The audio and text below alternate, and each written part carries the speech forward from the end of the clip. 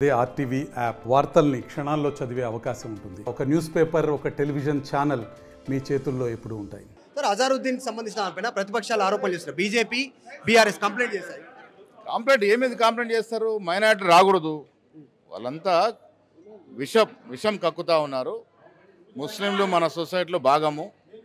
ఆంధ్రప్రదేశ్ చరిత్రలో, తెలంగాణ చరిత్రలో ఇది ఆనవాయితీగా ఉంది.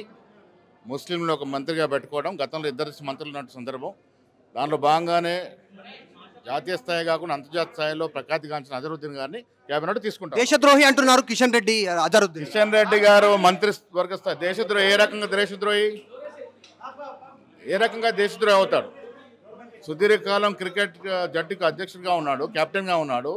ఆయన హయాంలో ఎన్నో విజయాలు సాధించినాము. ఆయన మీద ఏదైనా కేసులు ఇప్పుడు ప్రూవ్ కాలేదు. ఉద్దేశపూర్వం చేసినట్టు కేసులు అవి.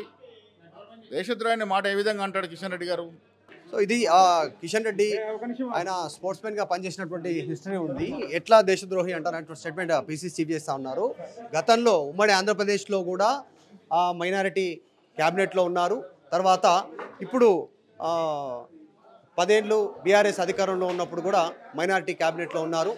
సో ఇప్పుడు క్యాబినెట్లో మైనారిటీ ఉంటే తప్పేంటి? దీన్ని ఎందుకు విమర్శ చేస్తున్నారు? అటు కాంగ్రెస్ కానీ అటు బీఆర్ఎస్ కానీ బీజేపీ కానీ అనేటువంటి విమర్శ పీసీసీ చీఫ్ చేస్తూ ఉన్నారు. కిషన్ రెడ్డి చేసినటువంటి వ్యాఖ్యలను పీసీసీ చీఫ్ మహేష్ కుమార్ గౌడ్ ఖండిస్తూ ఉన్నారు. అజారుద్దీన్ మంత్రి అవుతారు, వారందరికీ సమాధానం చెప్తారు. లోకల్గా ఉన్నటువంటి అభ్యర్థులంతా కూడా కోరుకుంటున్నటువంటి పరిస్థితి, అభ్యర్థినే కోరుకుంటున్నారు. కాబట్టి కాంగ్రెస్ విజయం కోసం గతంలో ప్రయత్నం చేశారు. సో ఇప్పుడు ఆయన మంత్రి కావడం పక్కా ఎవరు అడ్డుకోలేనటువంటి స్టేట్మెంట్ మహేష్ కుమార్ గౌడ్ చేస్తా ఉన్నారు పీసీ చీఫ్. వీడియో జర్నలిస్ట్ జ్ఞానేశ్వర్తో Madhu Malkedkar, Hyderabad.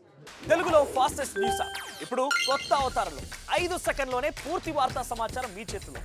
Social media trends మీ కళ్ళ ముందుకే live TV and voice search ఆప్షన్స్తో ఇప్పుడే డౌన్లోడ్ చేయండి. యాప్ లింక్ డిస్క్రిప్షన్లో ఉంది.